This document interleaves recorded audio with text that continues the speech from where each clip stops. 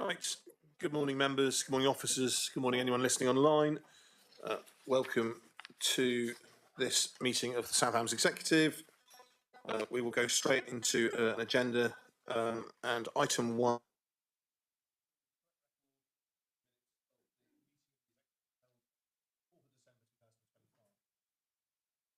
To those, or can I? Everyone happy? Show of hands. Yeah. Thank you very much. Approval of minutes. Leader. Okay, item 2, urgent business. One item, Chief Exec. Thank you very much, Leader. Just to note the formal consultation which Devon County Council has entered into in relation to libraries and the clear intent on behalf of this council to respond to that. Councillor Dommett, as the lead member, will be consulting with members to gauge their views. I think Mr Hawke will be working with and supporting that, but clearly the intent is to respond positively to that consultation. Thank you, Leader. Thank you very much. Okay, item 3, division of the agenda. We may have to divide. If we do, obviously we will consider that at the time. Item 4, declarations of interest. In accordance with the Code of Conduct, members are invited to declare any disclosable pecuniary interests, other registrable interests and non-registrable interests, including the nature and extent of such interest they may have in any items to be considered at this meeting. No, I see no declarations. Thank you. Item 5, public question time. We've had no public questions. Item 6, executive forward plan. Members, you have copies of the forward plan. Anyone want to speak to it? Councillor Hopwood. Thank you, Chairman. Just want to, in the executive forward plan, many months ago, where I wasn't at executive, but I did ask you to bring the item forward for cyber security training, just to put it on record that I still haven't, that still hasn't been arranged for members, and I think we just need to remind IT that this is, it's really important, and if they could just sort of think about a date. That's noted. Yes, Mr White. Okay, thank you, Councillor Hopwood. Anyone else on the executive forward plan? Chief Exec, anything to add? Only, Leader, that there are an awful lot of items on for the next agenda, and we will be working through and making sure that they're all capable of being brought forward, and it's possible that 1 or 2 might be deferred to the next meeting. Yeah. If not, we better make sure we order lunch that day. And probably dinner as well. Yes. Okay, well, if there are no further questions, then we'll move on. Item 7, month 7 revenue budget monitoring report. Councillor Rake, that'll be you. Thank you, Chair. Good news. There's currently a predicted underspend on the current year budget 25-26 of £280,000. That's 2% of the total budget. However, part of that is down to what is essentially a timing difference, in that there's money to be spent on enhancing our facility at Tor Quarry, our waste facility at Tor Quarry.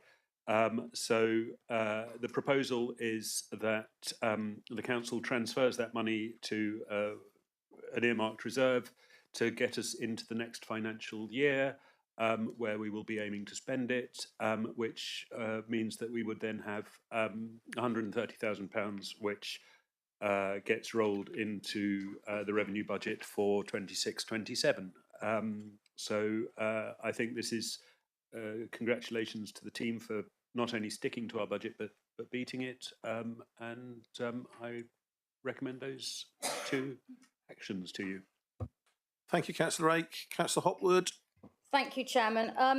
I wouldn't say it's actually good news that we've got a surplus on the budget, although it's very welcome, because in 4.5, page 24 of the report, in next year's budget, we are forecasted a 2.65 million budget gap for the year 27-28, which is not unheard of, because the council and officers are very good at coming forward to make savings, although there is I think we're running out of fat, to be fair, and it'll surprise me if we don't have to, we can keep core services going. But what really worries me is the bold lettering, which says that the council will have to use some reserves to potentially bridge the funding. I'm not sure that's what reserves are for, to bridge funding. If we've got reserves, let's commit them and spend them on things that residents want. Of course, not going below what our section 151 officer says we have to keep in reserve. Thank you, Councillor Hopwood. Councillor Brazil. Yeah, thank you, Chair. Just a few points I'd like to raise. On that specific one, Nikki, I think it's fair to say that the government's finance settlement is shocking, particularly for rural councils and particularly district rural councils. You know, there is no doubt that they are deliberately trying to run us down so that they can then announce how local government reorganisation has been such a great success. That's no coincidence. So I think that the only way that we can deliver our statutory services is unfortunately to go into reserves. It's sort of what government want us to do. So whereas I totally agree with you that using reserves to prop up your revenue budget is absolutely not what to do, I think because of the special circumstances, we don't have any choice on that. So that's Nikki's point. I'd also like to highlight the and I don't know if you'll thank me for it, the net income in car parking. And I'd just like to take that opportunity to thank officers involved in that has been an overwhelming success. Despite the naysayers telling us that would be the end of our car parks, it would cost us money, there wouldn't be anyone using them. It's been almost exactly the opposite, because what we found is it's not so much about the charges, which unfortunately we've had to put up, as every authority, be it the national parks, is having to do across the country. But the fact that people are, what we're worried about is capacity, that we don't have car parking spaces. And as we've seen in Salcombe, as we've seen in Dartmouth, actually we've had more people using the car parks because there's more flow through them. And that's good news for the town people. I think the other thing with that is it's enabled us to freeze car parking charges for local people next year. And I hope people will, that's a good news story for local residents in the South Hams. Thank you, Chair. Councillor Hopwood, did you want to come back before I go to you, Councillor Rake? Yeah, please. Before I speak, can you just remind me how much it costs to sign up to the local resident scheme? I believe it's £5. Thank you. So what a shame we don't ditch the £5. If we're making this much extra revenue that was unexpected, why don't we do our residents a favour and ditch the cost, admin costs for signing up to the scheme? And we have to remember this summer was one of the hottest summers ever on record. So I would have expected us to do very well. And as an offset of that hot summer, take away the admin fee of £5. Let's help our residents out. Okay, two things to say. Firstly, this isn't a car park report, and I don't want to open a conversation about car parking any more than we've had. But the obvious corollary to what you've just asked is that your previous question answers why we aren't giving more money away, because you raised yourself what it says in 4.5 about the dire financial position we're likely to be in next year, and therefore we are simply not in a position to be making those sorts of decisions, even if we wanted to at this stage. But I don't want to enter a car parking debate now, members, if you don't mind, because we're talking specifically about this agenda item. So, yeah, no, I'm not.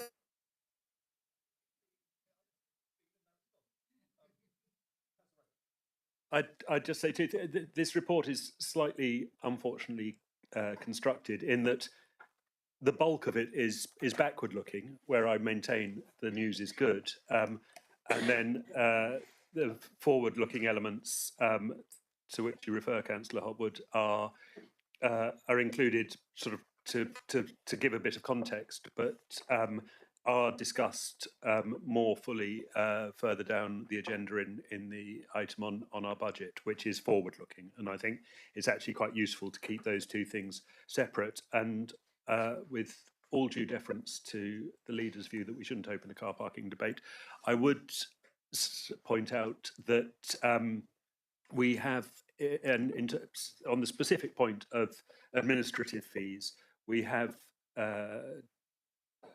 proposed that we ourselves bear the credit card charge, the credit card charge that a lot of councils pass on to users of car parks for making credit card payments. So that is one way in which we are taking some of the alleviating some of the administrative burden. Any more on this agenda item?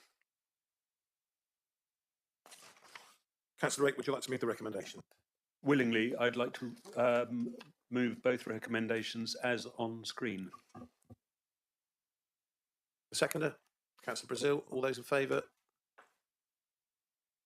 That's unanimous. Thank you, Leader. Thank you very much, Mr. White. Okay, agenda item 8. I can find it in my report pack. Is month 7 capital programme monitoring report. Again, Councillor Rake. Good news. For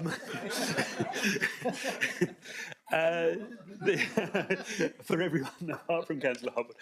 No, so the month 7 capital monitoring report shows that with relatively few minor variations, we are as capital expenditure has been as predicted and as budgeted for, and therefore I recommend that we note the contents. Members, recommendation is for noting. Would you like to raise any issues before we note? Councillor O'Callaghan. I hesitate to ask this, but it has been asked before, but do we have an update on the solar panels on our leisure centres at all, please? Mr. Molyneux. Yes, thank you, Leader. The order has been placed and I'm waiting for the installation date at Kingsbridge. So that's the latest update I have. Okay. Thank you. So it shouldn't be too far off then. Hopefully not. Thank you. Any more questions on this agenda item? Members, are you happy to note? So noted, Mr. White. Agenda item 9. And this is the budget proposals for 26-27. Councillor Rake. Thank you, Leader. So the budget proposals are as listed on screen. I'd like to start with my thanks and congratulations to Lisa and her team for the work they've done to close what was an initial budget gap of £2.5 million, a substantial initial budget gap. I'd like to highlight the fact that this budget is not all squeeze. It includes the allocation £200,000 to economic development work because we're losing UK Shared Prosperity Fund funding, and so we're stepping up and replacing that. It also includes a transfer from the second homes council tax premium of £500,000 into a housing initiatives earmarked reserve. As we've always said, that we need to support the priority given to the council's housing provision, and that's in addition to the use of the remaining £300,000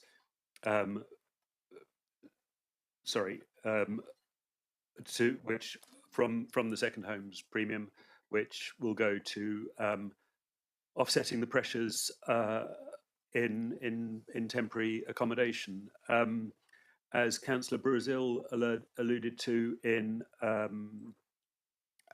earlier remarks, it's hard to imagine if as a thought exercise you sat down and said, I'm going to design a funding settlement that damages the South Hams specifically, over and above the damage that I will incidentally do to countless other authorities, it's hard to imagine doing a better job than the government's done this time.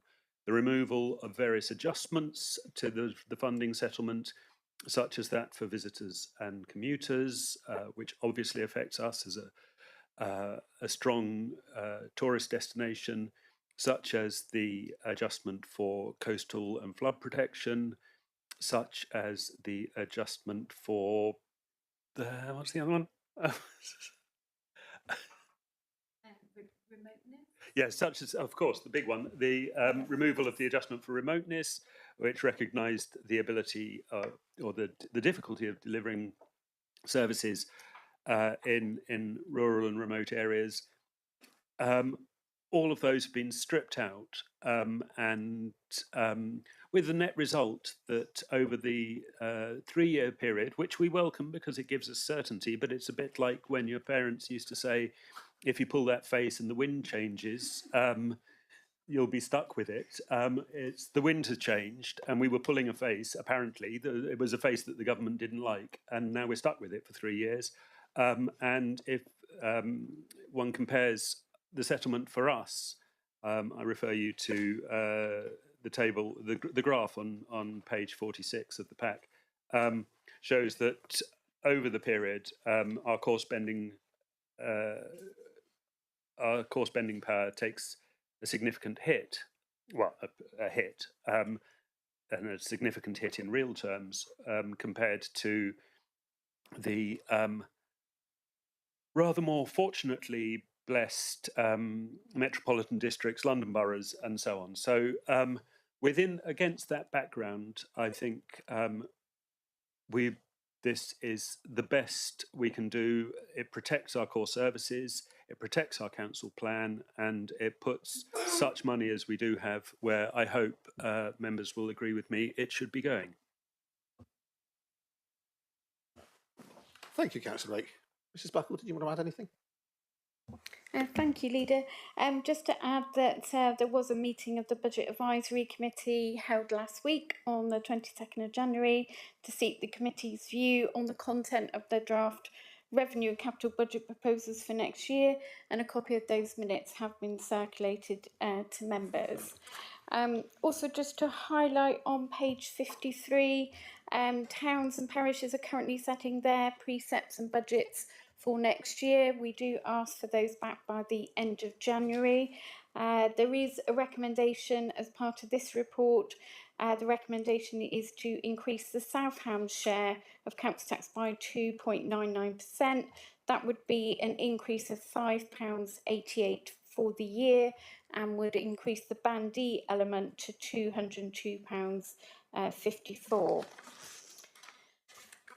Also, just to say on the fair funding review, which we feel obviously has been anything but fair, very unfair, particularly the analysis that's been carried out by Rural Services Network shows that residents in the most rural areas will pay on average 20%, that's about £127 more per head of population in council tax than most urban residents. And we can see from that analysis that the most urban councils will actually receive 41% more per head of population in government funding spending power than most rural councils. On page 43, obviously this budget report sets out balanced budget proposals for next year, 26-27. In 27-28, we are forecasting that budget gap will be about 2.6 million, and you can see the impact of the government's new funding formula. Business rate baseline has been reset. That means we are recommending not to be part of the Devon business rate pool. All of the 11 councils in Devon are recommending to come out of that pool for next year because it will not be financially advantageous to be pooling after in the year that business rate baseline has been reset.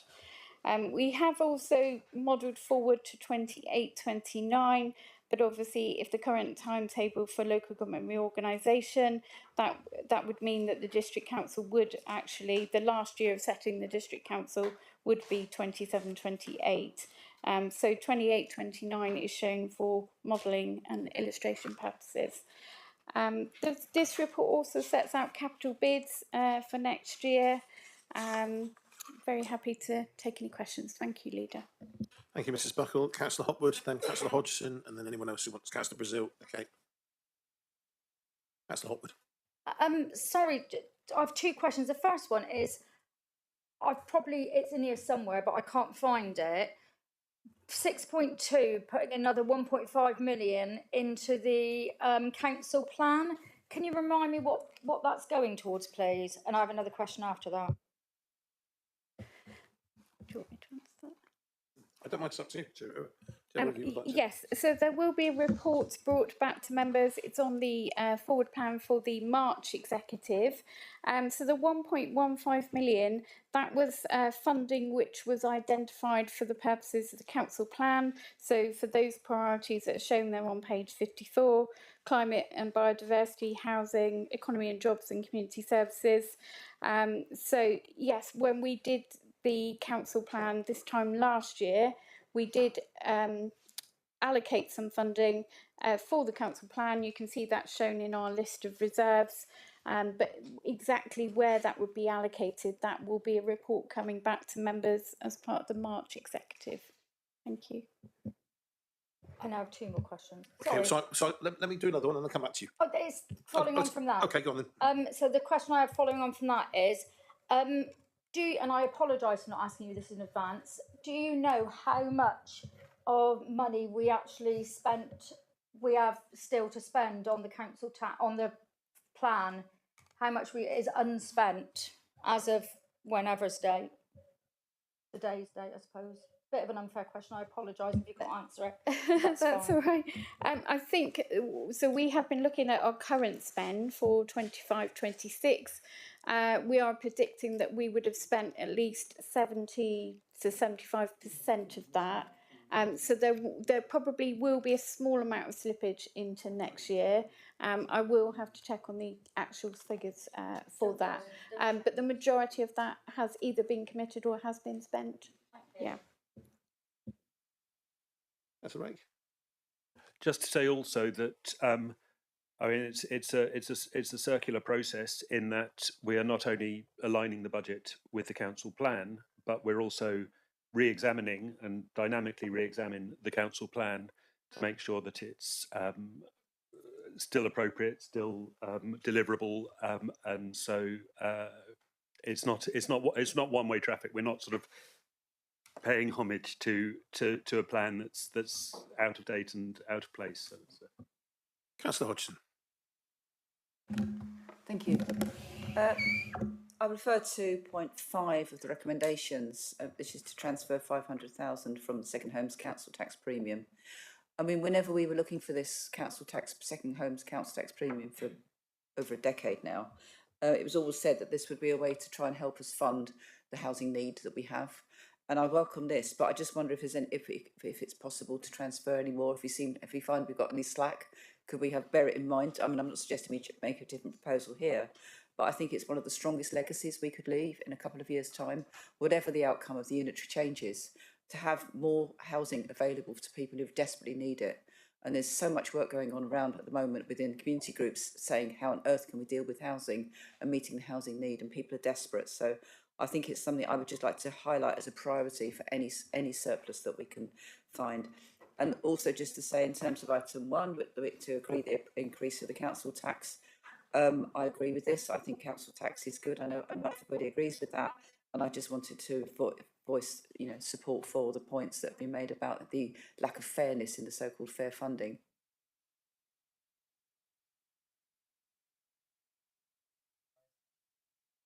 Rolls Royce as well. You only have to look in our car parks to see that one, don't you? My nice little old Skoda. But I'm not saying, so that's not really making that sound point, but I mean, there's people who are really deprived, really desperate, and are finding it really hard to make ends meet. And we've got an ageing community who need more care. So I think it's wrong what the government is doing, and it's affecting not just this council. Obviously, it's affecting county council in a very big way. And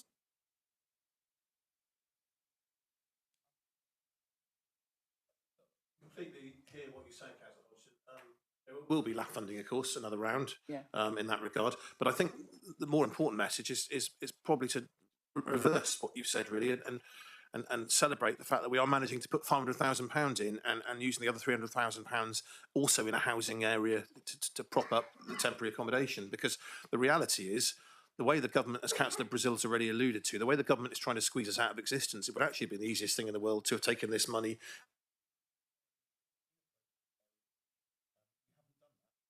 Always like to be able to spend more money, but at the moment it's not there.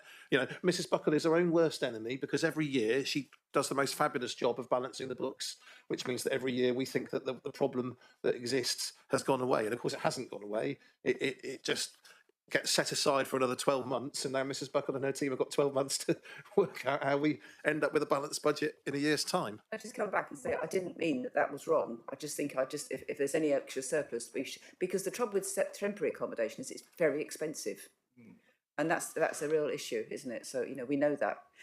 Thank you anyway. Councillor Rake. I'd just like to. I mean, there is no slack, and indeed, the budget is built on expected savings or increased income in certain areas, which might prove to be a stretch. I've in discussions with Mrs. Buckle and Mrs. Henstock and others, I've tried to ensure that we're not sort of pushing our expectations of savings to the maximum and only to fall flat on our faces during the year. But there's no slack. I've tried to ensure there's not too much tension as well. But so I'd share leaders' comments that I think we should be pleased with what we have managed to. Okay, before I come to Councillor Brazil, Mr. Gardner's just asked, can you move your microphones all a bit nearer to you, please, because we're losing people. If you could just literally pull them a little bit further forward, please, that would be great. Like that. Thank you. Councillor Brazil. Yeah, just on that point, I mean, I hope it doesn't come across as microphone envy, but I do notice that you've got longer microphones than we have.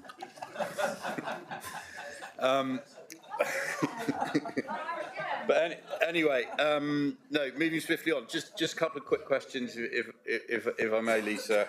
One around the Coastal Protection and Flood Defence Fund. I mean, how much does that actually cost us at South Hams? And the other point is around the pensions funding surplus. I mean, we've got a very healthy surplus of nearly £10 million in our in the South Hams pension fund. I mean, obviously, it will. It worries me that with local government reorganisation, that suddenly that ends up in the pot, and those that haven't done as well as we have, we subsidise them. Is there an opportunity for us to try and use that surplus for the benefit of South Hams residents? We are in that. So we're the point at which the actuaries might allow us to get our hands on the actual surplus, the £10.8 million or whatever it is at the moment, is a long way off, because the surplus goes up and down largely with the markets, because there is based on assets, but also with other factors, life expectancy and so on and so forth. So that the big lump, we're unlikely to see available in our lifetime. What we have done, and what might continue if the surplus remains or indeed builds further, is the actuaries have allowed us to reduce the percentage of our pension contributions, which has made a significant contribution to our budget. So that part of the surplus, the fact that the surplus is there, has allowed a reduction in our pension contributions, and that is going to the benefit of the residents of the South Hams. And I'd just also say that the pensions are already in a pot. They're already in a much bigger, in two pots. In fact, we're part of the Devon Pension Fund, the overall Devon Pension Fund. We're a subset of that, and the overall Devon Pension Fund is a subset of the Brunel Pension Partnership, which takes in other neighbouring counties and other authorities. So we're already, in that pot. Although the pooling arrangement, the Brunel Pension Partnership, is set to change in the very near future. I'll let Mrs. Buckle answer on the coastal defence aspect. Yes, thank you. Yes, so with the coastal defence, that is now all part of the revenue support grant, so there isn't a separate element of funding anymore. In the past, I think we would have got around about 100,000 per annum from that, so not a huge amount of money, but some funding. Yeah, so it's very disappointing that the coastal and flood defence element has been taken away as its own funding stream, and in its place has just been a general core revenue support grant. I did ask this question to Pixel Financial Management. They are local government specialists in local government finance, and what they've said is the methodology around the new revenue support grant doesn't specifically allow you to track anymore those specific funding blocks, so you can't tell how much money you've got because the methodology has not been published to that granularity. He suggested that I could submit a freedom of information request to the government to ask them, but he just said there isn't that level of granularity there anymore.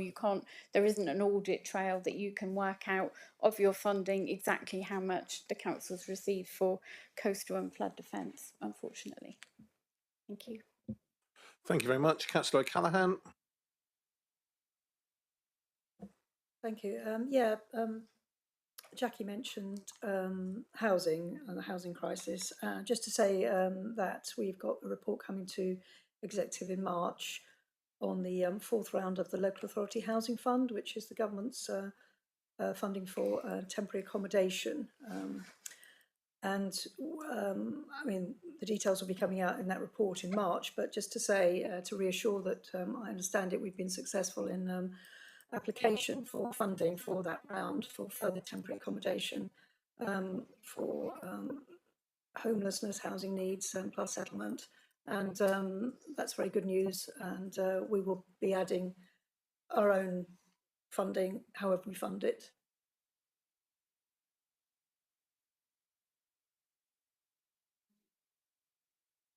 March report, just to reassure members on that. Thank you. It goes to show it doesn't always work, having a long one, Julian. There we are, we're back on now. Right, thank you for that, Councillor O'Callaghan. Councillor Birch. Are you taking, can we make comments as well as ask questions? I've got a comment rather than a question. You can make a comment by all means. Yeah. Okay. The report, it deals with the loss of the UK SPF funding, which is really disappointing. However,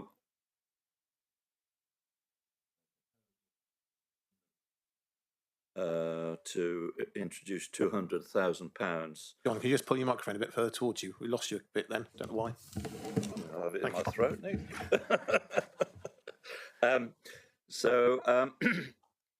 I welcome the including the sum of £200,000 for the economy to go into the economy and jobs delivery.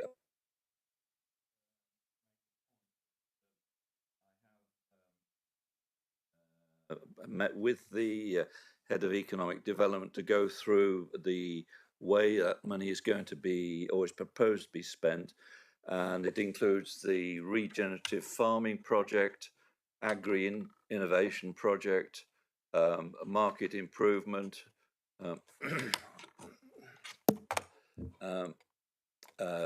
visitor economy project, business support, the community economic plans. So these will all be dealt with in some further detail in the delivery plan that will come before the next executive meeting. So yes, I welcome that being included in the plan. I also want to say, is this the time and place to deal with the recommendations from the Budget Advisory Committee, or do you want to deal with that later? I will come to you when we finish questions. I'm happy for you to lead on that, but I'll just take the rest of the questions first, then come to you. Councillor Hopwood. Thank you, Chairman. I know we have no control over it, but the amount that some parish councils have put their precept up by this year, I think needs highlighting, especially Ivybridge and Kingsbridge, Ivybridge has put their precept up by 31%. They put it up by 31%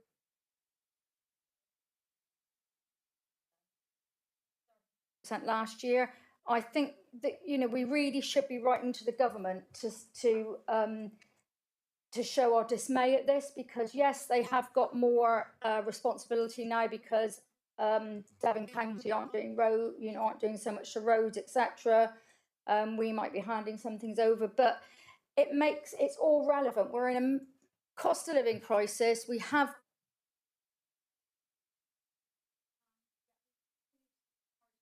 put their precept up.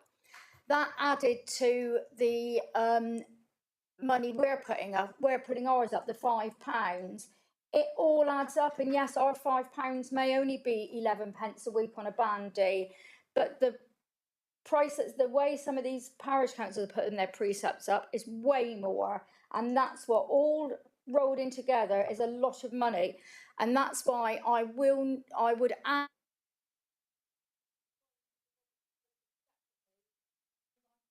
support the council tax going up at all. I think it should stay as it is.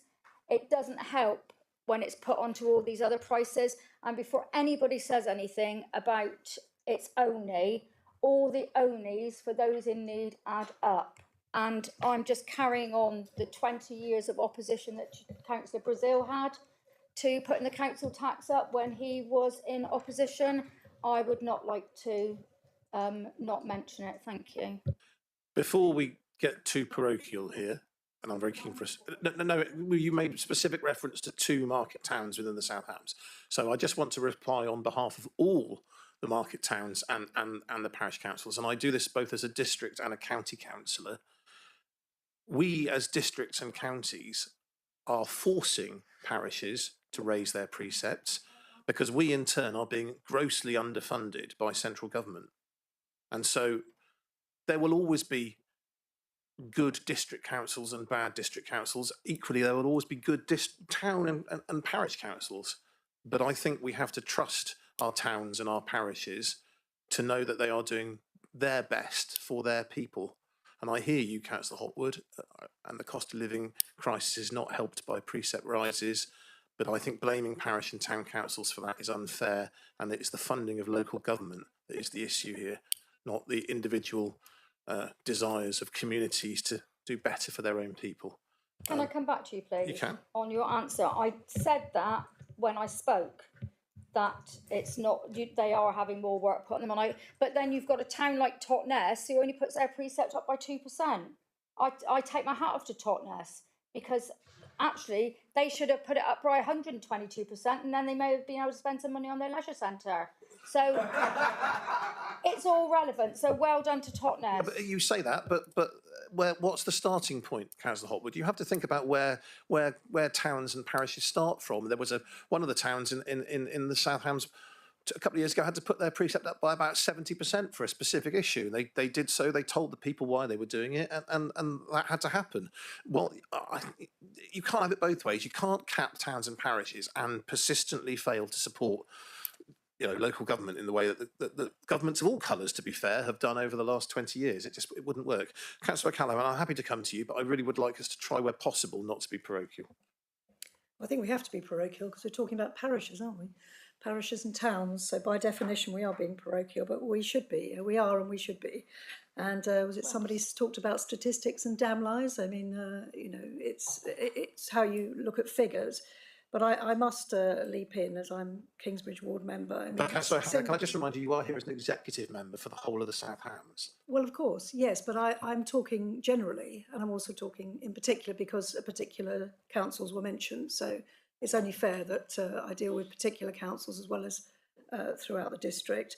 As you said, Leader, parishes, towns are taking on more responsibilities. We are getting a big decrease in funding. We are remote, we are rural, and that's not being taken into consideration in local government reorganisation. Towns and parishes will still be there picking up the pieces. And so it's misleading to talk about town councils like Kingsbridge are suddenly putting up their precept by lot, because their precept was low. I think it was the lowest of the main towns before. So the rise is, the rise comes from a low base, and Totnes's base, for example, was high in the first place. So the rise is small, but the base was high. So, and I having been to town council meetings at Kingsbridge, obviously, they're a very responsible council, and they have to, like other town and parish councils, are taking on more responsibilities. For example, filling in potholes in the minor roads, to add to the highways authorities' responsibilities for potholes. So they're taking on these roles and clearing, alleyways and streets and removing graffiti. All these things cost money. We all try and pull together as districts, county, town and parishes, and this is what we're all doing. So singling out councils, including Kingsbridge, and there are others are available, is, I think, unfair. So thank you for that. But it's only fair that we address, if particular people are mentioned, it's only fair that we mention those. But there is a wider point as well. I did think I'd done so, but fair.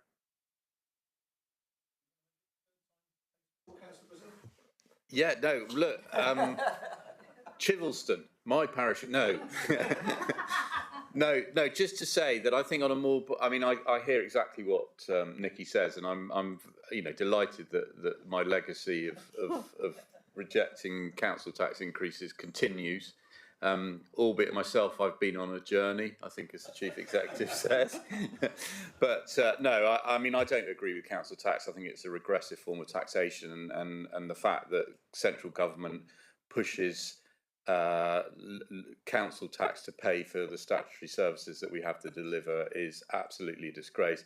It's happened with all parties across the political spectrum. It's just the way central government just takes local government for a ride. What I wanted to say about the precepts in towns is I think that actually my understanding is I think that we've got our 4 market towns in the South Hams, 3 of which charge more council tax than South Hams does, and I think that shows what the fantastic job that we all do at South Hams and Nikki, previous administrations have done, and the good value that we deliver. That we do all the services that we deliver, and we charge less than individual town councils. So rather than criticise them, I think we should congratulate ourselves and officers at South Hams for the great job and the good value that we give. Just a few other points. I've got to head off down to Hall Sands and B Sands and Torcross again later on this afternoon, and when you hear that government are withdrawing funding for coastal protection and flood defences, it just makes a mockery of the system. I mean, we can see it in there it is. If ever you needed an illustration of how unfair it is, the fact that we are suffering as a coastal area, and also our towns as well, from flooding, just shows that we desperately need that funding, and it's a massive disappointment that government have chosen to withdraw it. Just on a slightly other point, and that's where, look, council tax and the whole cost of living crisis and everything is a massive issue, and of course it is the most vulnerable in our communities that suffer the most. It was ever thus. But I do think an area where I think government, and again it's successive governments, have actually done it right, and that is with the Household Support Fund. So that was funding that was directly delegated to district councils, or it may have come through the county initially, but it came down to district councils, and we could choose who the most needy people were in our communities, and we chose. It wasn't some diktat from central government. And I just think it's an example of where funding can be used really targeted, really effective in supporting those that need it the most. And if you want an example of how government can support the most vulnerable in our communities. The Household Support Fund is a really good example, and I hope that they take that up and will continue to do that. Other than that, I'm, don't want to put up council tax. I will be supporting one there. I think it just, we don't have any choice, if I'm honest. Thank you, Councillor Bissell. Councillor Hancock. I'll try not to be parochial, but I will. Without referring to a specific parish, as I wouldn't like to do that, I do know one parish in particular better than others, and I would point out several things that parish provides for residents. So social care, play park, leisure facilities, public toilets, weed clearance of the highways and pavements. On the toilets, a large part of the budget goes on repairing those toilets because they have an unfortunate habit of being vandalised on a very regular basis, probably, and this is speculative, because of an absolute lack of any youth facilities in said parish. Parish councils do a huge amount of work for their communities, and I know that, I don't want to sort of, I'm not sure, but if we should not be in a position where we're saying to government or anywhere else that parishes should not be allowed to put up council tax as they choose. That is a matter for parish councils and their residents. Personally, I think it is absolutely shocking that this council can't put up council tax as it sees fit in dialogue with our residents. That is how democracy works. If we put up council tax too much, our residents should have a say about it, and if they disagree, they should kick us out. That's how it should work. We shouldn't be told by government what to do, and neither should parishes. Thank you. I mean, I would just add the caveat, Councillor Hancock, that if parishes and indeed districts and county councils were properly funded by government, then I think they would be government that would in turn be entitled to set restrictions. But it's the lack of proper funding, which speaks in fairness to what Councillor Hopwood said at the start. There is that part of the equation, the lack of proper funding. Okay, Councillor Hodgson. Thank you. I just wanted to echo really some of the comments that have been made about the positive benefits of parish councils putting up their council tax. They do it in response to people coming along to parish councils and saying, can we have this, can we have that? The parish councillors consider it, and if they think it's fair, they debate their precept in public, or at least they should do, and therefore people have the opportunity to directly address. And I think where some parish councils, this has been just outlined here a minute ago, that's fantastic work. It's really important work, and so it's a local response to meeting local needs, and that's all council tax is. It's not some kind of stash that goes somewhere. It's actually just meeting those needs. And just to perhaps correct a point that was made about the Totnes precept, it very clearly says here on their meeting of the 5th of January, they raised it by 10%. So I don't know where you got your facts from, but I think facts are really important at a meeting like this. Thank you. Sorry, could I just be clear that the precepts that are on pages 78, 79 and 80 are this year's precepts, 25-26. The precepts, towns and parishes are in the process of setting their precepts for next year, 26-27. We haven't yet got those. They will be notified to us as the District Council by the end of January. So we will update this schedule for next year's precepts when we bring the February budget report to council. Thank you, Mrs. Buckle. That's brilliant. And thank you to members who could have been, but chose not to be parochial. Thank you. Right, look, I'm going to draw a line under that. We've had a full and frank. Thank you, Councillor Hopwood, for throwing that particular hand grenade into the debate. But that's been well dealt with. As promised, I'm going to come back. Councillor Birch, would you like to present the amendments that came out of the all-member briefing meeting? Right. That's, yes. I'm just reading it. Yes, sir.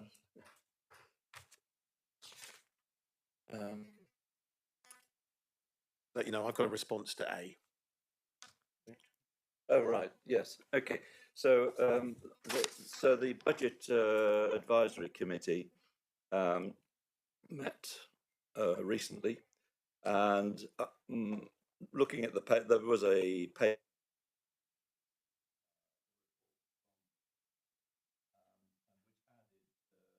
I think 2 additional recommendations, and the first is, which the leader will deal with. If I could deal with B.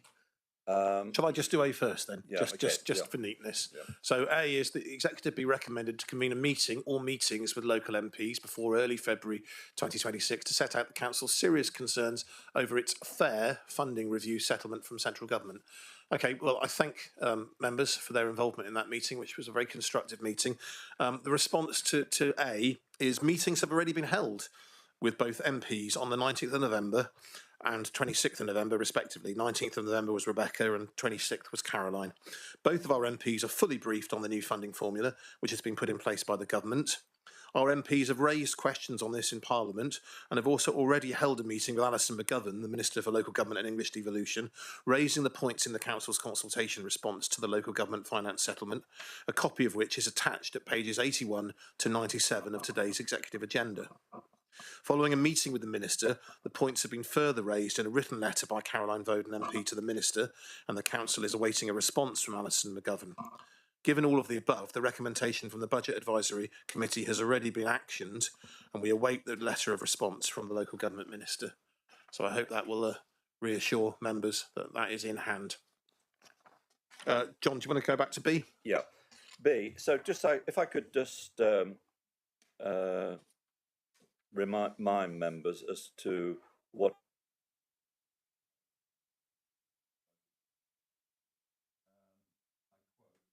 the report. It says, in debate on the proposal, this is on the proposal, is this relating to the proposal that is on the screen in respect B.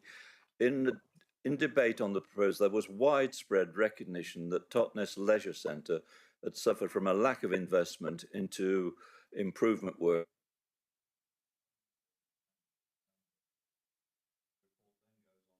A number of members echoed their support for the proposal and felt that Totnes and its surrounding parishes deserve to see its leisure centre restored to a better facility. That was put to the vote at the meeting, and if my memory serves me correctly, it had overwhelming support. So we have before us a recommendation that will then go on to full council. In order to take this forward, there have been discussions with officers, and what I'd like to propose is an amendment to the recommendation that is coming from the Budget Advisory Committee. Have you got the amendment? Right. Okay, so the amendment is that, as I say, the executive notes the Budget Advisory Committee's recommendation regarding allocating 300,000 of match funding. Can I emphasise match funding for the refurbishment of Totnes Leisure Centre? And 2, request that the Director of Customer Service and Delivery brings forward a business case for investing in Totnes Leisure Centre, including confirmation of the financial contribution from the partners and the leisure operator. Once there is clarity with regard to the current leisure operation, can I just remind members that the proposed partnership included Tadpole, Totnes Town Council, and Fusion as the operator. I won't sort of repeat what I mentioned at the Budget Advisory Committee meeting, but there has been little or no substantial investment made in the Totnes Leisure Centre, certainly not since 2016. There is, as a result of the state of the building, there is a decrease in numbers. The partners that I've mentioned have indicated in the past that they would be, they're interested in working with the council to take forward a project. There is a project that was the subject of a draft report prepared by officers, So in order to take this forward, the recommendation that's on the screen, I would propose that that is the way forward, so that that gives us an opportunity for officers to carry out further investigation. So I'd like to propose the amendment that's on the screen. Councillor Brazil, your portfolio. I thank John for bringing that the proposals to the budget the budget advisory committee recommendation. I think that that's a much cleaner and clearer picture of where we actually stand, but at the same time endorsing our support for Totnes Leisure Centre, which I think we all appreciate needs the investment. So I'd be very happy to support that, to second that recommendation that John, that you brought forward, and I thank you for bringing it forward. I think that it doesn't tie our hands as much. It talks about match funding, and also it gives us the opportunity to get a bit more clarity as to where the dice are going to land. Would anyone like to talk to the amendment? Please try not to repeat what's already been said, but if you would, you're welcome to. Councillor Hodgson. In terms of the fact there's the amendment and the fact that it's just been mentioned that Totnes Town Council could be involved, I need to declare an interest because I'm a member of Totnes Town Council. I think that still gives me the right to speak to this, and I would say that I think this is a worthwhile amendment. I think it gives us time, and I think this is what's needed at the moment to allow the right decisions to be considered or right options to be considered and good decision made in due time. Thank you. Would anyone else like to talk to the amendment? Okay, Mr. White, do you want to take a vote on the amendment? That's clearly carried, isn't it, the amendment? Yeah, okay. Everyone happy with the amendment? It's been moved, it's been seconded. Can I see a show of hands, please?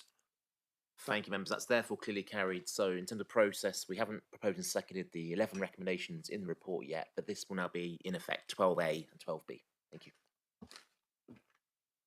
Thank you, Mr. White. Okay, so going back then to the substantive item, we'd kind of stopped questions, I think. Would anyone like to speak in debate before we go to the vote? I just want to give people the chance. I'm sorry? There was also a request from Councillor Otwood to take recommendation 1 separate. Okay, so when we vote, I'm happy to do that if you'd like to do that. It will allow you to go on your journey, Councillor Hotwood.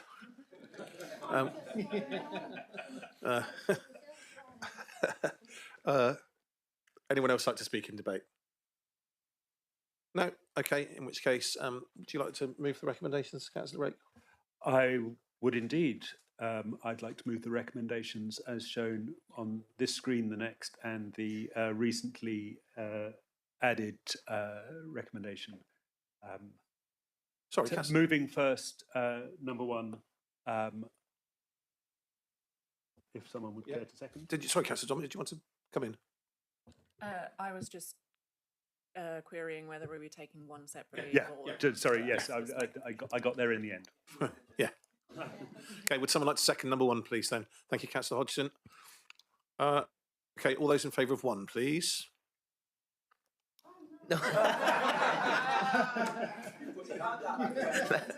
8 in favour of part 1. We can only accept your first answer, I'm afraid, Councillor Hotwood. No. All right, thank you. And those against?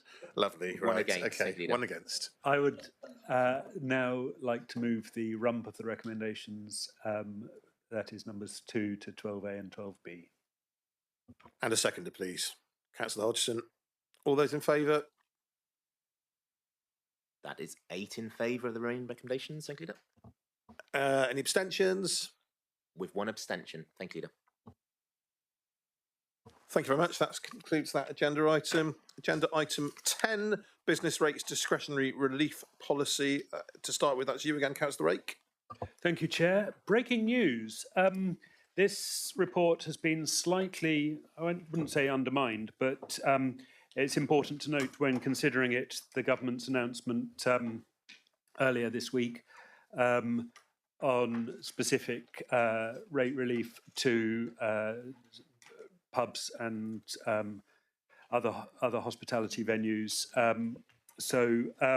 but we brought the report as it previously stood because it does include a delegation of authority to the head of revenues and benefits to incorporate government announcements into our business rates collection activity as necessary.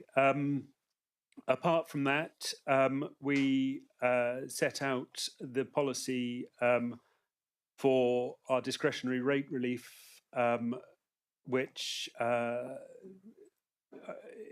opens up the possibility of granting rate relief to small voluntary charitable operations, village halls, sports clubs, and the like, in exceptional cases to offer hardship relief and sundry other reliefs that that members will have seen. And it also we're asking that we approve the implementation of the small business relief scheme. So those are the headlines. Ultimately, I'm happy to pass over to Jenny to take up the baton if there's anything I've missed, which I'm sure there is. Mrs. Hotchkiss, do you want to? Yeah, thank you, Councillor Ray. I think that was a comprehensive summary. Just to add, we're dealing with a combination of funded and unfunded relief. So I think it's important to have a clear policy framework setting out how we're actually going to do that to ensure that we're doing that in a fair, lawful and consistent manner. I think probably the key thing with a lot of these changes is how we actually advise and support the business community. The changes are many and complex. So what we're looking to do is we're including some direct contact details within the budget consultation. So we've actually set up a dedicated mailbox and I'll just temporarily stand up some of the team just to kind of deal with any inquiries, point in the direction of reliefs and just kind of give sort of wider advice and support because the changes are many and complex. Thank you very much. Members, any questions? No? Everyone happy? In which case, Chair, without waiting to be invited to do so, I would like to move the 4 recommendations as shown on screen. Which I'm happy to second. All those in favour? That is unanimous for 4. Thank you, Leader. Chairman, can I just? I know it's sort of a bit out, but I just want to. I've just had to deal with a council tax issue in my patch, and can I just say that I thought the way that the team, our Southampton team, dealt with it was absolutely exemplary, and I think that reflects the fantastic work that Jenny and her team does. So I'd just like to put that on record. My thanks that it makes a massive difference to our residents that there is a sort of fair but empathetic team there dealing with their queries. So thank you, Jenny. Sure, we all echo that, Councillor Brazil. Thank you. Mrs. Blake, just to warn you, I'm going to be breaking for 10 minutes after this next agenda item. I was about to send you a Teams telling you not to rush down, but I'm afraid you've beaten me to it. Okay, agenda item 11, the last of the rake show, is the debt write-offs. It's been a blast. Thank you, Chair. So this is a regular report that comes before Executive asking for your approval for debt write-offs, some of which are made under delegated authority. Those total £46,198. These are debts on council tax and business rates that we're asking to be written off, and where they exceed certain limits, they come as individual debts, and those this time round total £76,000 and change. The That is probably a higher figure than we're used to because there's a large lump of in one particular debt that has skewed those, which is a rate collection debt rather than the council tax collection debt, which has skewed that figure. But the revenues and benefits team assure me that there's no realistic prospect of recovery, and therefore it's important for good housekeeping to write it off. As always, always, like I've done lots, but this is the second or third of one of these that I brought before you. I'd like to thank the team because, as Councillor Brazil said, although they will pursue you relentlessly, they'll do it very nicely. I'd also caution members that if we want to discuss individual debts, we will need to pass into part 2. Other than that, so the recommendations are as before you. Mrs. Hotchkiss, anything to add? No, thank you, Leader. Any questions, members? No? Okay, well, I will simply add thank you to you and the team and keep up the good work. Thank you very much. There's a noting, and then can I see a show of, well, Simon, Councillor Rake's moved. I will second the approval of the write-off at number 2, because the first one is noting. Can I see a show of hands, please, for number 2? That's unanimous. Thank you, Leader. Thank you very much. Right, it's 11:15. We will break, please, until 11:25. Thank you.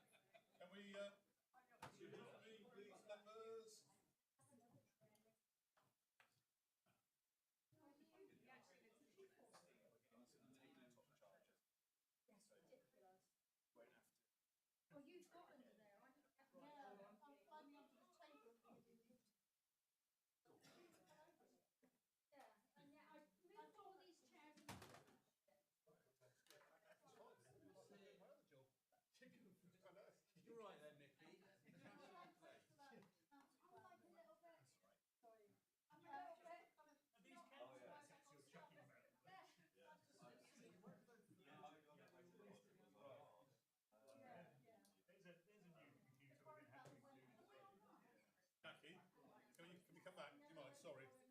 Thank you, Julian.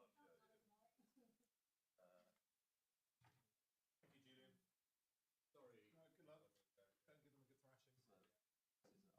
Don't give them a good thrashing. Thank you. We are back live again. Thank you, members, for that. Okay, we will move swiftly on to agenda item 12, which is a safeguarding policy and DBS checks for members. This comes under my portfolio to start with because safeguarding defers to the leader when there is no defined safeguarding lead from the council, and you will note from the report that is currently the case. I'm not going to say much about this. I'll leave it to Mrs. Blake. All I will say is that those of us who work in education know how important this is, and the first question Ofsted will ask you as a school teacher is who your DSL, your designated safeguarding lead, is. And a school where staff cannot tell Ofsted who the DSL is unlikely to get a particularly good score. They'll be in for a rocky ride because safeguarding is so important. So the fact that this document is going to avail us of who the staff are in terms of DSL and also appointing, council champions as well, I think is really important. And something that we need to get cracking with. So, Mrs. Blake, over to you. Thank you, Leader. Yes, this report introduces an updated new policy. It's based on best practice and leans very heavily on the East Devon safeguarding policy, which has the same functions as we do. The policy makes clear various expectations for staff, members and contractors of the council, and includes what I hope is a very useful appendix at the end as a sort of flow chart as how to report your concerns. The report, the policy deals with both children and vulnerable adults with support needs, and the policy is, I hope, clear with all of those expectations. The report also requests that members appoint a lead member for safeguarding, and that this member takes a role in really championing the training and is a point of contact amongst members for concerns and queries. This used to sit under the wellbeing portfolio but since we've had an updated council plan, that sort of has sat a bit adrift, and it, as you say, Councillor Thomas, in the absence of that, it's fallen to you. It also requests voluntary DBS checks for members, disclosure and barring service. They used to be CRB checks, and this is a basic level of check against criminal records based on spent and unspent convictions. It's not possible at this stage to make these mandatory, and they are only basic tests, so that's only as good as the day that they were done. And but they, what it's most likely the public would expect elected members to have a level of DBS anyway. So I think just this would introduce the best practice. And the final recommendation, or that was the final recommendation, the third recommendation is to make training as much as possible mandatory for all members. And following the adoption of the new policy, we should get cracking with some new training. So, yeah. Yeah, thank you. Okay. How should we do this? We take questions first, and then we'll talk about champions afterwards. It's probably best. So, members, any questions on the report itself? Questions? Yeah, no, Councillor Dommett. I just wanted to ask more about the training and how you do it, because it's my understanding that officers and staff have regular online training updates, much akin to our cyber updates that we do, that are really useful, but members councillors aren't included in that, and I think it would go across the bar, not just safeguarding, that we could really do with having that as a member training opportunity too. There is a very basic training available through Learning Pool that I will check with Andy Wilson as to whether that's something that we could make available to members. I don't see why not. It is very basic. The last round of training that we ran were 3 sessions. We tried to sort of tailor those on committee days, make them at various times of the day, morning, afternoon and early evening, just to sort of maximise attendance. We're looking at ways that we can do that this time and making them, they were sort of 2 or 3 hours last time, making them more bite size, maybe splitting the children and adults so that they are more, we will hopefully increase some footfall at that training. Okay, any more questions? Councillor Dommett, and then I'll come to you, Councillor Long. Sorry, what happens if the DBS check comes back with things on it?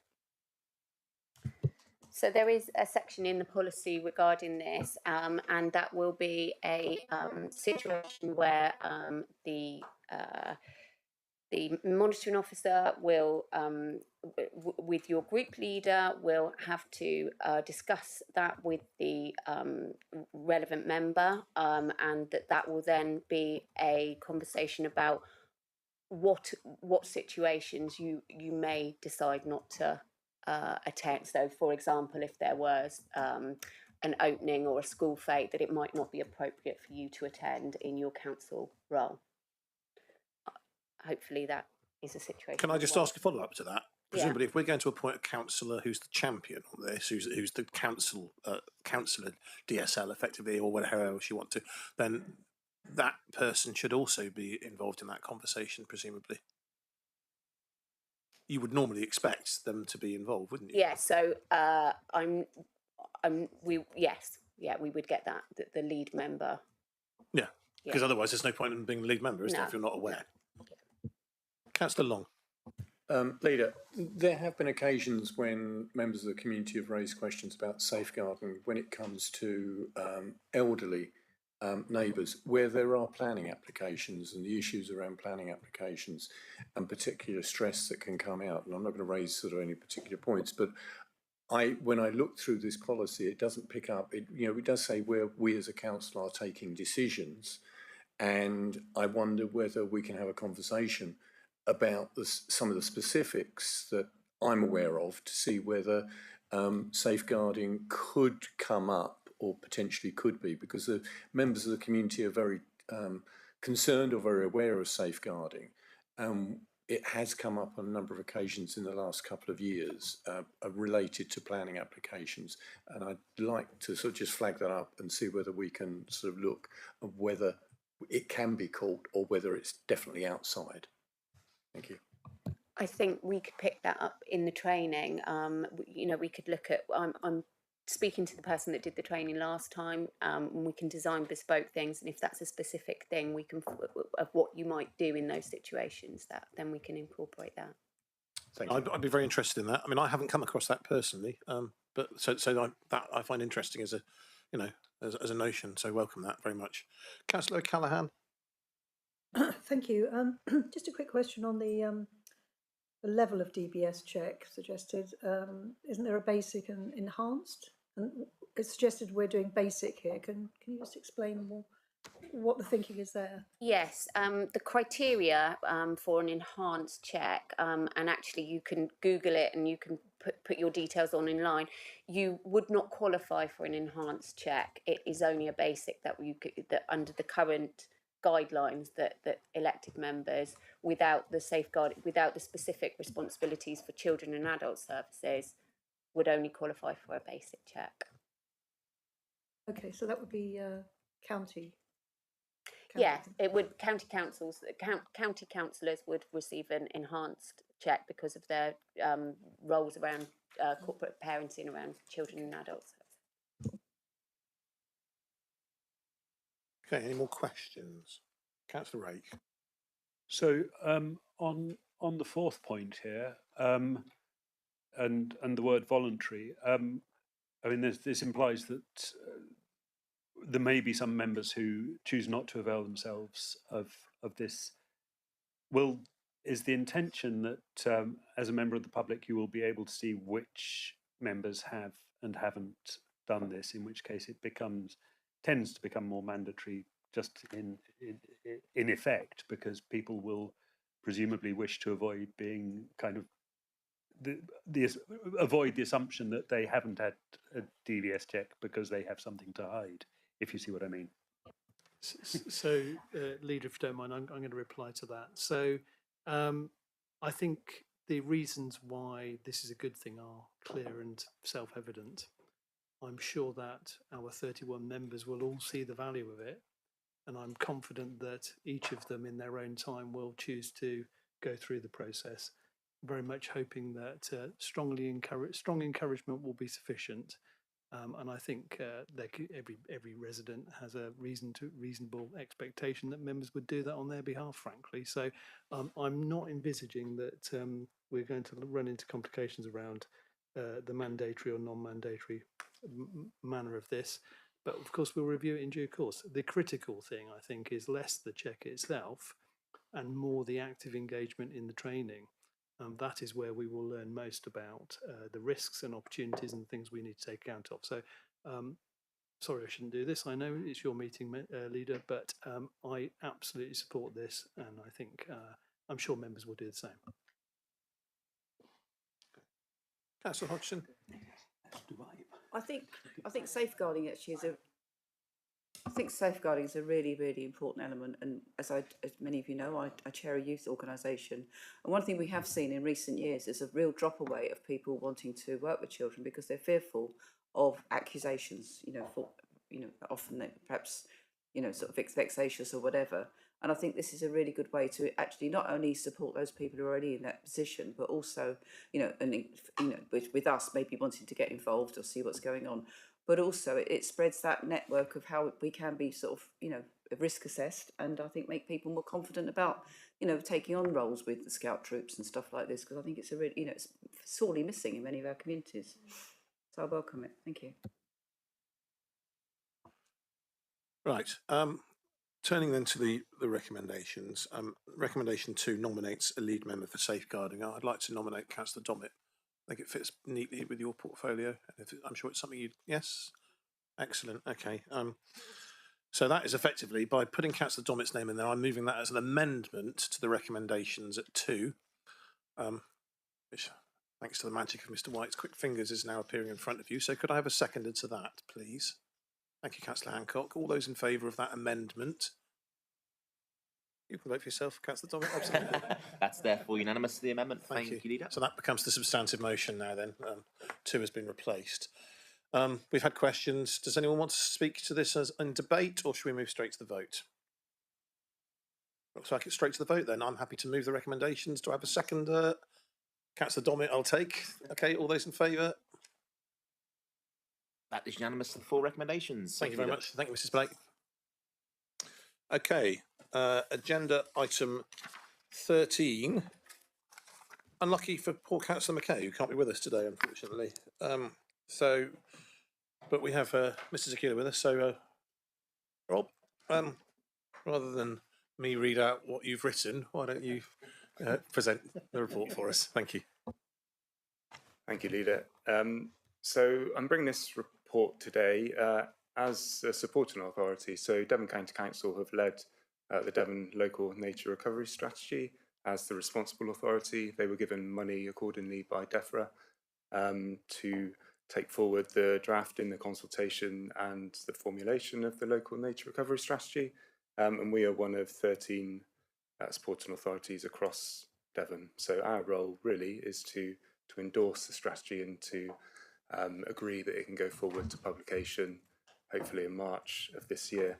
The Local Nature Recovery Strategy is the new approach to distilling national policy, if you like, and turning it into local action for nature and for biodiversity. So some of you may have seen predecessors to do with biodiversity action plans and the like. This is the new approach. So I think it's more ambitious, more wide-ranging. Certainly the mapping is more detailed than ever before. So it's looking more nowadays at opportunity really rather than constraint. So it's not whacking a load of new layers on a map that will halt development or proposals within the countryside. It's more looking at where money might be directed. So be that in terms of woodland creation or biodiversity net gain and habitat banking, or even in terms of the farming sector and where the government may want to direct their money. So very much an opportunity based mapping layer, very detailed. It goes down to quite a fine scale, so puts almost to a field scale really, looks at opportunities on the map. So it's gone further than before. The consultation that Devon have undertaken has been lengthy, extensive and thorough, I think. So they have reached out to all the different sectors that might benefit from this, be that the general community, farming sector, the water environment. So they really have cast the net. Hold my hands up and say I haven't done a great deal on this. I've attended a lot of meetings and given lots of thumbs up, but I think it's something that we can throw our weight behind. We will be able to use this document in terms of any review and revision of the local plan, and we'll also use it within the development management sector as well in terms of looking at habitat banking and where we might want to see off-site biodiversity net gain. So hopefully the report sums it up relatively well. I've included a few screenshots that Devon provided of what the website looks like. So they've bucked tradition following the national steer, and they've produced this as a website as opposed to a document. But yeah, hopefully there's enough in there to show you that Devon have done a very thorough job, and it's something we can throw our weight behind. Thank you, Mr. Sekula. And the project that you bring to the executive into which you've not poured blood, sweat and tears is a rare one indeed. So there we are. Take a short break. Councillor Hodgson. Thank you. Yeah, I just needed to declare actually an interest in the fact that I'm the portfolio holder at Devon County Council, who probably have a final part in the role of approving this as it finally goes out to the public. But just to say that I have also been part of the process, and it's been a fascinating process. And I think the way that they took on the to just do this through a website and actually to do it with in fact engaging the public in accessing that website. It was a bit clunky to start off with, and I think they've made modifications to make it more accessible.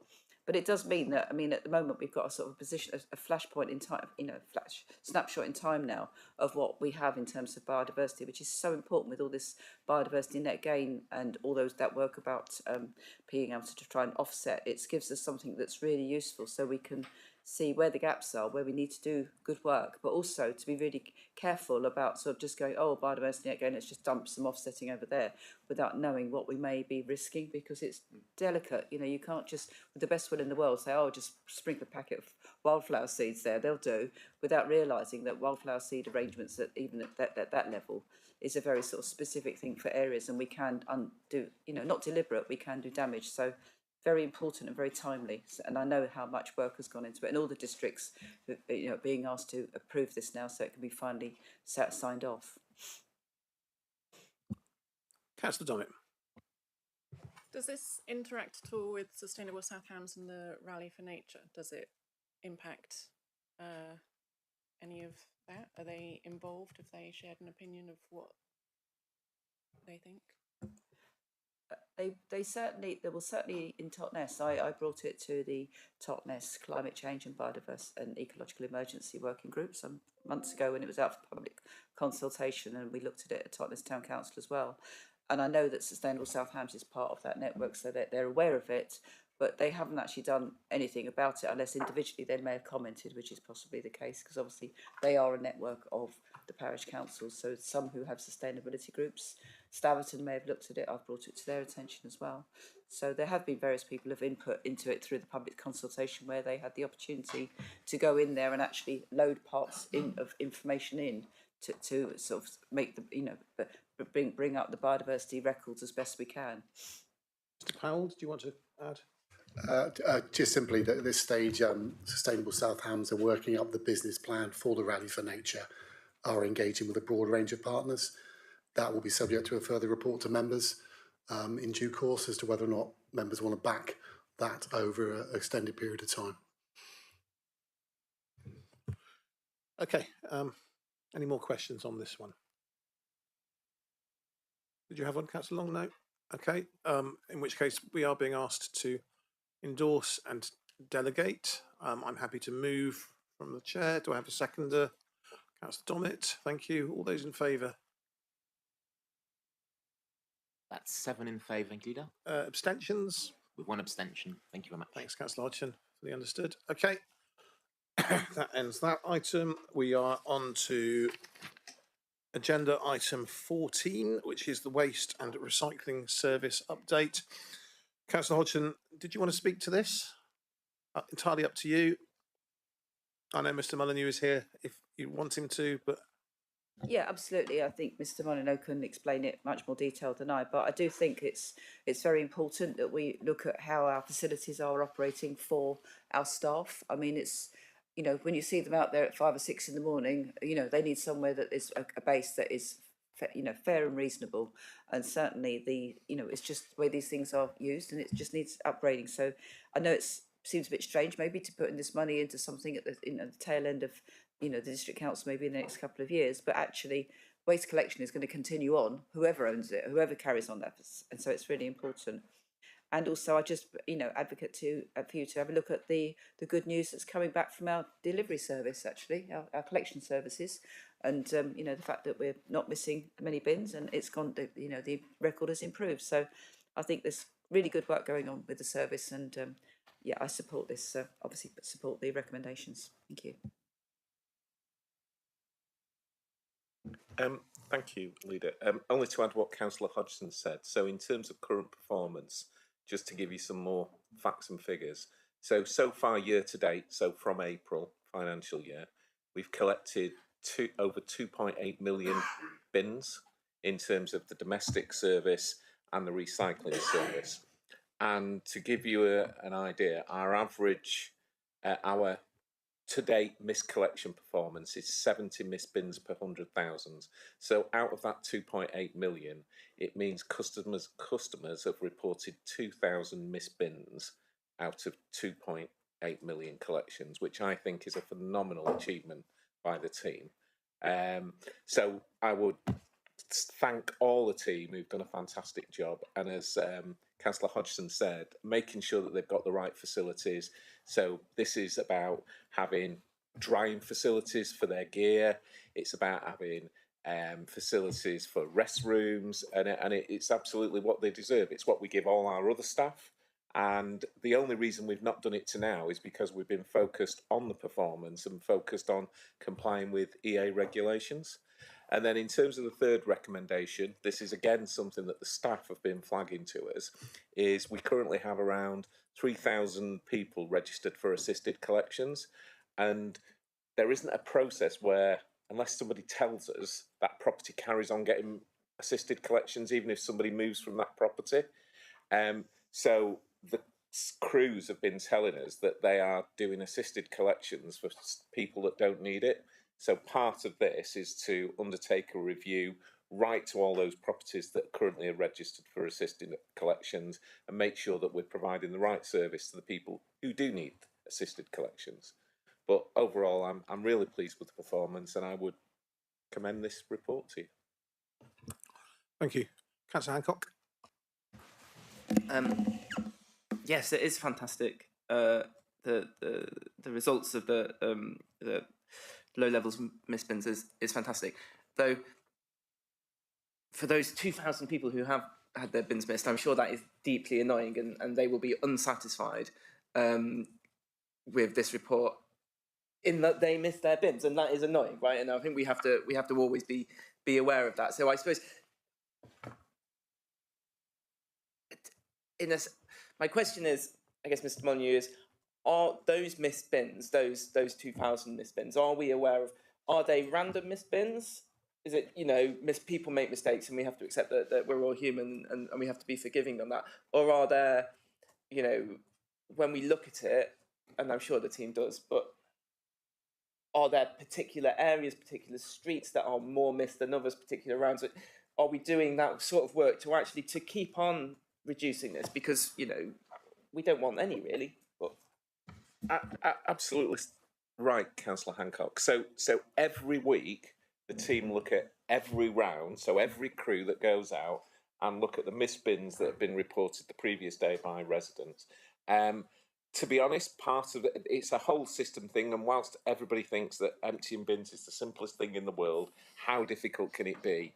It's a combination of everything from vehicle maintenance, it's a combination from sickness. So obviously, if a driver is sick and we have a relief driver on, does that driver know the route? And that's where one of the issues that we get in terms of, so making sure that there are people skilled to take over the more complex routes is really key. So it's about a whole system rather than just saying, oh, you've missed a bin, go back and collect it. So there's a huge amount of work goes in on a daily basis of analysing performance, looking at how we can improve and eliminate any failures, basically. 6 of us in this room remember when that was the norm, not the exception. Councillor Dommett. Whilst we're, I don't want to add on to the ignoring that this is a great report. As a resident, reporting a missed bin is really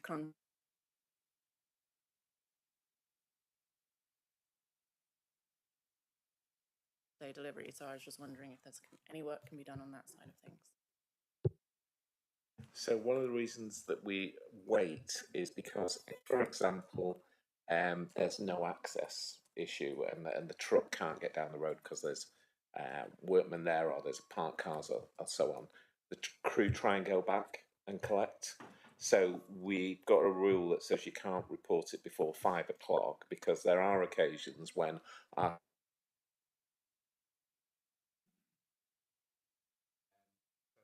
at the minute, that's not one of the things that we're looking at, but that's the reason why. Just to clarify, can you report on the same day after 5 p.m? I believe so, yeah. Yeah, I think it's the following day. I will look at that, but I thought it was 5 p.m. Only because that is the substance of what Councillor Dommett is saying. That would make a difference because the justification is entirely valid, but after 5 o'clock, you know they're not coming back. Any more questions? And it's, I mean, I think we shouldn't forget it is a great report, you know, and the fundamental figures, as I just alluded to, you know, the fact.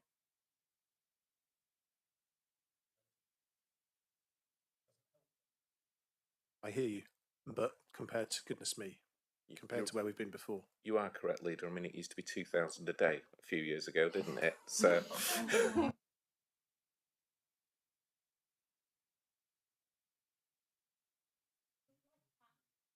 Oh, okay. Okay, right. Anyone else like to add anything?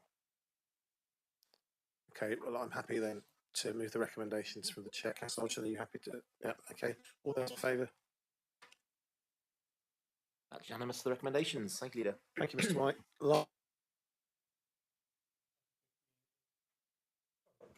I'm really sorry, but I actually need to go to another meeting at 12, so I'm going to head off. Is that okay? Thank you. Apologies noted, thank you. Agenda item 15, Freeport 6-month update. Councillor Birch. Thank you. So the report sets out the activities that have taken place over the last 6 months, and also reports on the way forward. Can I just say that I, together with Ian Cooper, who is here. Ian is the Operations Director of Freeport, and thank you, Ian, for attending the meeting. We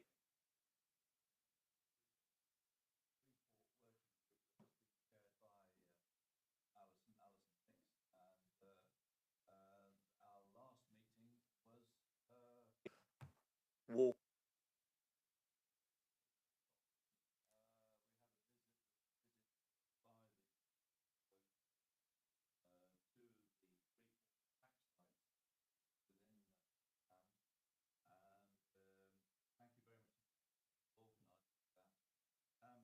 on top of that, we not only saw the developments that were taking place or are planned to take place in Langage, but also went to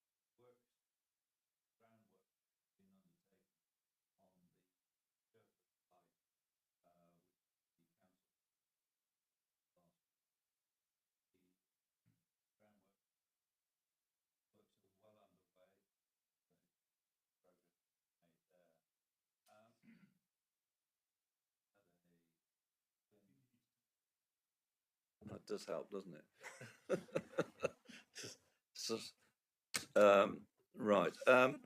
So what I this the I don't know whether Lisa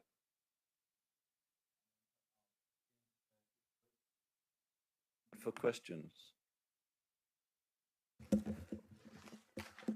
Thank you very much, Councillor Birch. Yes, so this is our 6 monthly update. We set out there in section 2 about the infrastructure development. Councillor Birch has already mentioned the purchase of the land at Sherford.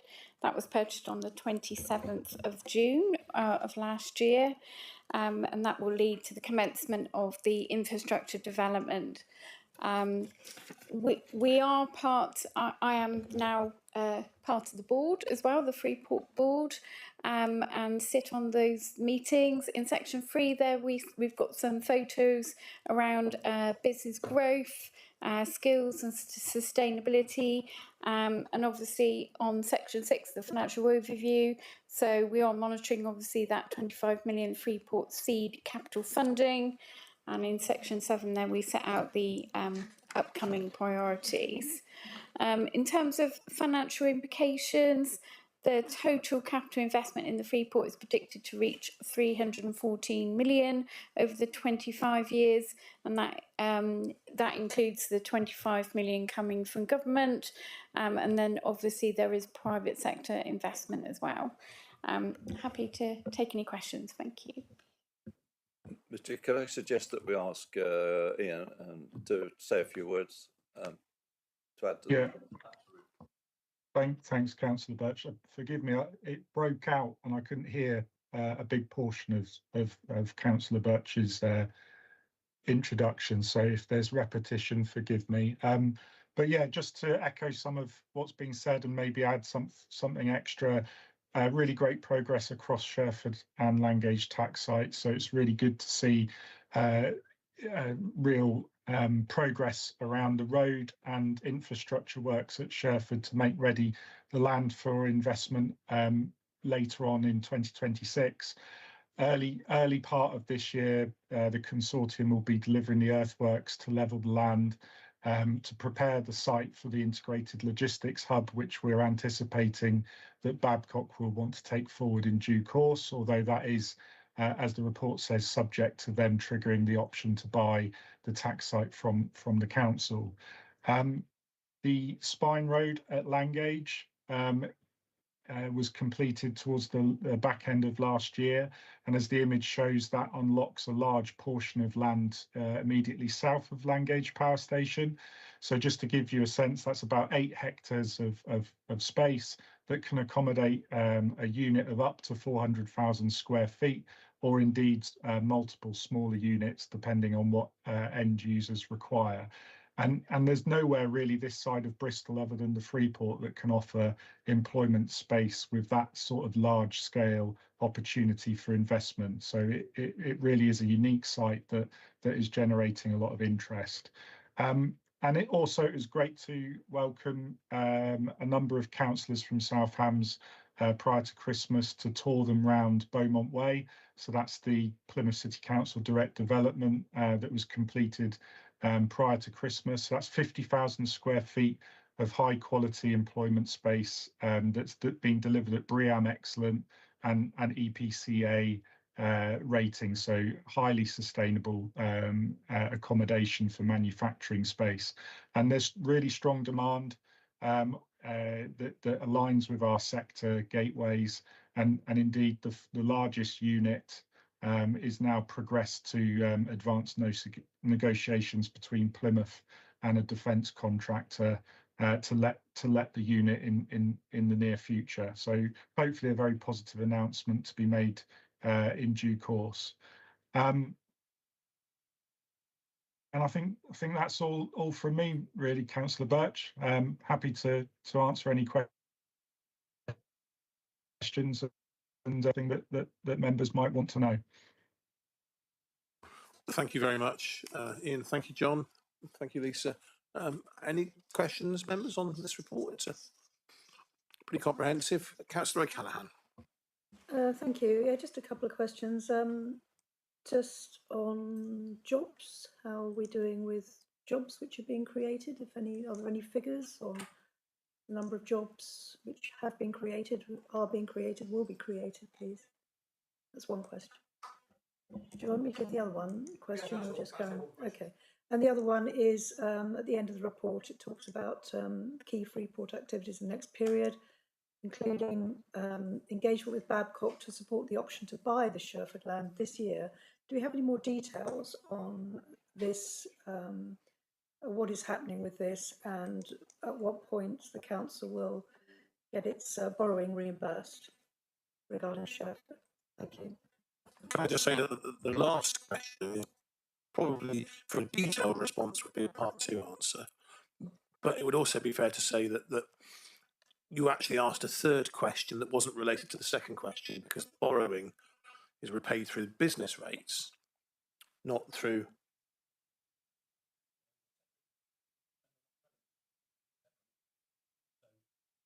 You could probably better off asking the question for an update on 8.2 offline, because that would probably need to be part 2, I would imagine.